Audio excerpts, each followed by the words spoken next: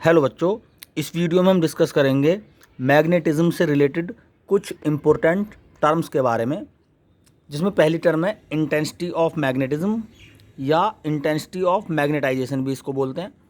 Second number पर magnetising force और magnetising intensity है।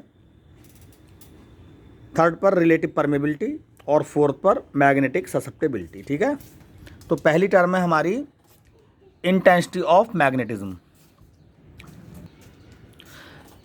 तो इंटेंसिटी ऑफ मैग्नेटिज्म क्या है?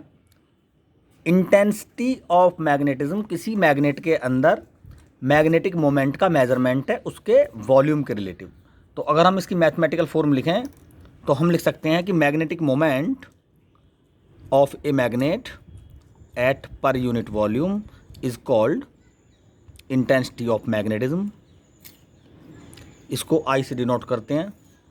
ये एक वेक्टर क्वांटिटी है। अगर यूनिट की बात करें तो मैग्नेटिक मोमेंट की यूनिट हमें पता है एम्पियर मीटर स्क्वायर और वॉल्यूम की मीटर क्यूब होती है।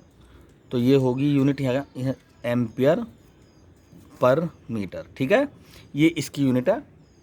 मैग्नेटिक मोमेंट पर यूनिट वॉल्यूम क्या कहलाता है? Intensity of magnetism. जो मैग्नेट होती है उसके अंदर अपना एक मैग्नेटिक मोमेंट होता है, वही उसकी ताकत होती है, वही किसी मैग्नेट की स्ट्रेंथ होती है। लेकिन जो मैग्नेटिक सब्सटेंसेस होते हैं उनके अंदर मैग्नेटिक मोमेंट बहुत ना के बराबर होता है, जीरो होता है। तो जबकि उनको हम मैग्नेटिक सब्सटेंस बोलते हैं, यानी उनके नाम से पहले भी मैग्नेट लगा हुआ है, लेकिन फिर भी हम उनको मैग्नेट नहीं बोलते। उसका क्या रीज़न है? जैसे हमारे पास एक तो मैग्नेट है, ये मैग्नेट है हमारे पास, ठीक है, और दूसरा है ये मैग्नेटिक सब्सटेंस, इसको हम मैग्नेट नहीं बोल रहे।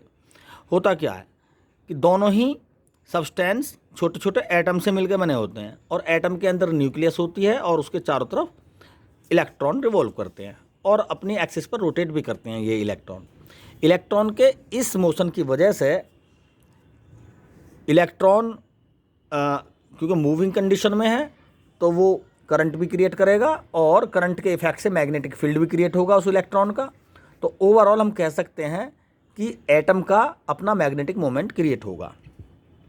तो कुछ सब्सटेंस ऐसे होते हैं जिनमें एटम का जो मैग्नेटिक मोमेंट है उसकी डायरेक्शन सेम होती है सभी एटम की। जैसे मैंने मान लिया एक सब्सटेंस ये है, इसमें एटम की जो मैग्नेटिक मोमेंट की डायरेक्शन है सभी एटम की सेम है ऐसे।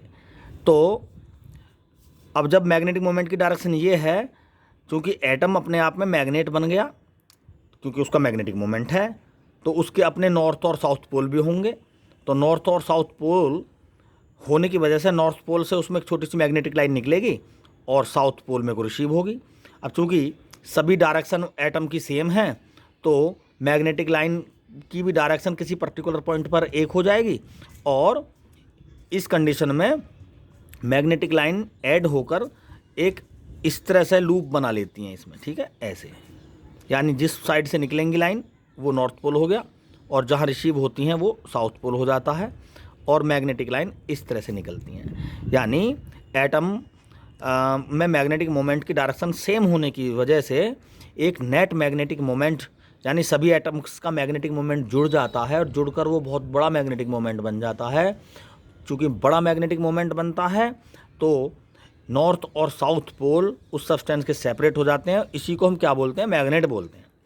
लेकिन कुछ सब्सटेंस ऐसे होते हैं एटम का अपना मैग्नेटिक मोमेंट तो होता है, लेकिन वो सभी एटम्स का मैग्नेटिक मोमेंट उनकी डायरेक्शन अलग अलग होती है। यानी सभी एटम में अपना मैग्नेटिक मोमेंट तो होता है लेकिन उसकी डायरेक्शन अलग अलग होती है। किसी की डायरेक्शन ऐसी है तो कोई इस तरह से है, कोई ऐसे है तो किसी की डायरेक्शन ये है। तो इनके लूप भी डिफरेंट डायरेक्शन में हो जाएंगे, क्योंकि एटम का मैग्नेटिक मोमेंट तो है ऑलरेडी, तो उसका नॉर्थ और साउथ पोल भी होंगे, और नॉर्थ और साउथ पोल होने की वजह से उनकी मैग्नेटिक लाइन भी होंगी। तो किसी एटम की मैग्नेटिक लाइन तो इस तरह से लूप बना रही हैं, तो किसी की इस तरह से लूप बना रही होंगी, उसके अपोजिट ऐसे लूप बना रही होंगी। ठीक है, तो इस कंडीशन में हम कह सकते हैं कि रैंडमनेस की वजह से यहाँ पर नेट मैग्नेटिक मोमेंट क्या हो जाता है पूरे सब्सटेंस का? लगभग जीरो। ठीक है, और यहाँ पर मैग्नेटिक मोमेंट कुछ ना कुछ होता है, ठीक है, तभी तो इसका नेट मैग्नेटिक फील्ड रिजल्टेंट आया।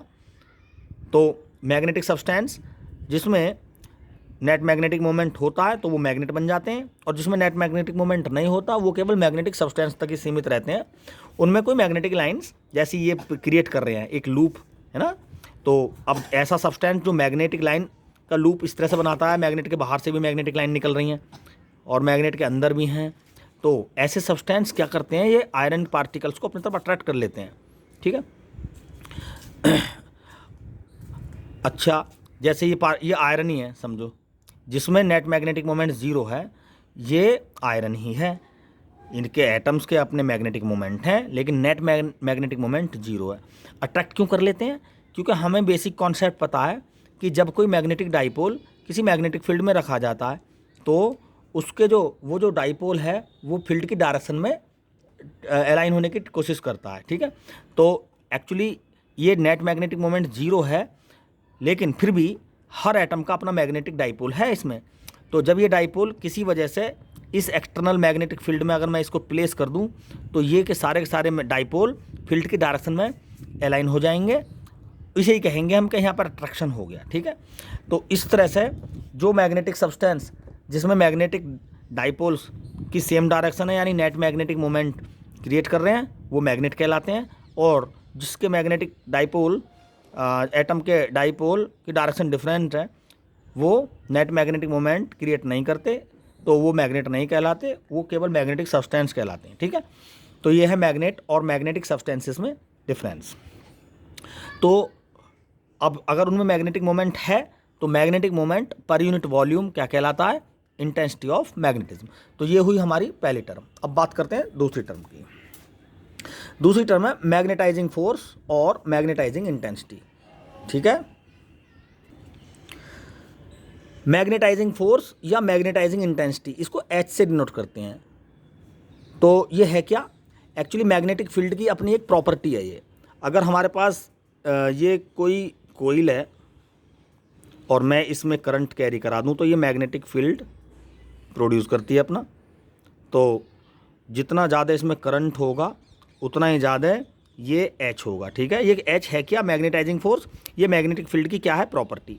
ये जैसे जैसे करंट बढ़ेगा वैसे वैसे इसकी वैल्यू बढ़ेगी, ठीक है। और एच की वैल्यू जैसे जैसे बढ़ेगी, कब बढ़ेगी एच की वैल्यू, जब ये मैग्नेटिक फील्ड की वैल्यू बढ़ेगी, ठीक है, बी की वैल्यू बढ़ेगी। इसका मतलब बी क्या होता है, mu not H, B directly proportional to H.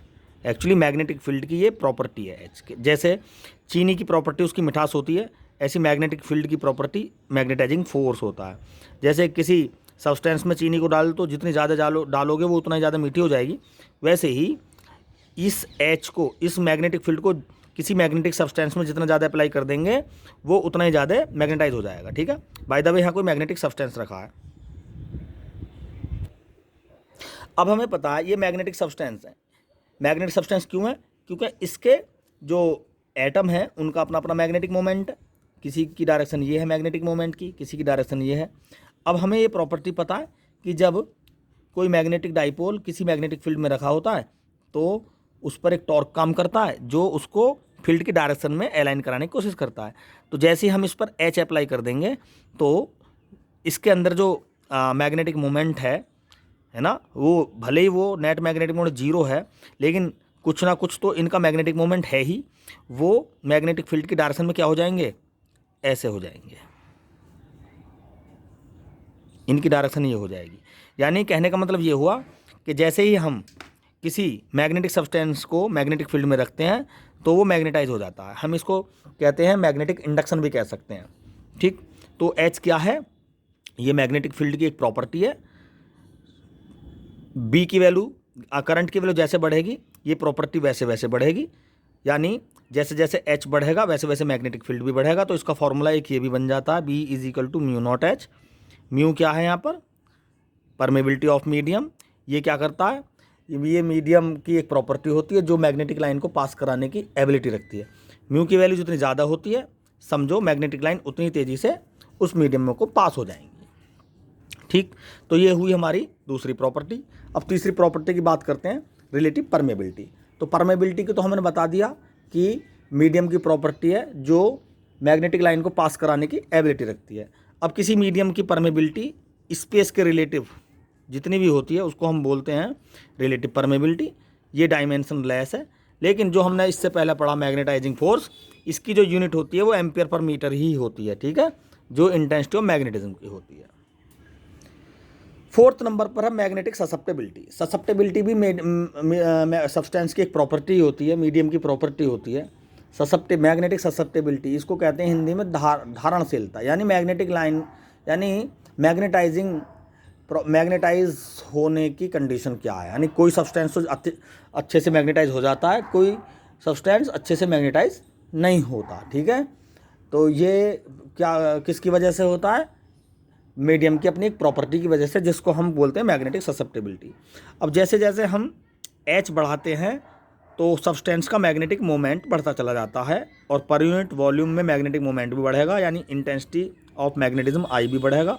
कब, जैसे जैसे मैग्नेटाइजिंग फोर्स बढ़ेगा, यानी मैग्नेटिक फील्ड की क्वांटिटी हम जैसे जैसे बढ़ाएंगे तो जिस सब्सटेंस में वो मैग्नेटिक फील्ड पास हो रहा है तो उसकी जो प्रॉपर्टी मैग्नेटाइजिंग फोर्स एच है ये इसको मैग्नेटाइज कर रही है, तो जैसे जैसे एच बढ़ाएंगे आई बढ़ेगा। अब कोई सब्सटेंस तो बहुत तेज़ी से मैग्नेटाइज हो जाता है, कोई नहीं हो पाता, तो वो किस पर डिपेंड करता है, मैग्नेटिक ससेप्टेबिलिटी पर। तो हम इस तरह से लिख सकते हैं इसको कांस्टेंट की फॉर्म में। तो जाई एम क्या हो गया, आई अपॉन एच। ये भी डायमेंशन लेस है, इसमें इसकी भी कोई डायमेंशन नहीं है, आई अपॉन एच। इसको बोल सकते हैं हम कुछ इस तरह से, यानी आई और एच के रेशो को क्या बोल सकते हैं, मैग्नेटिक ससेप्टेबिलिटी। तो ये हमारी कुछ इंपॉर्टेंट टर्म्स हैं जो बारी बारी से इसमें हमने डिस्कस किए हैं। Thank you.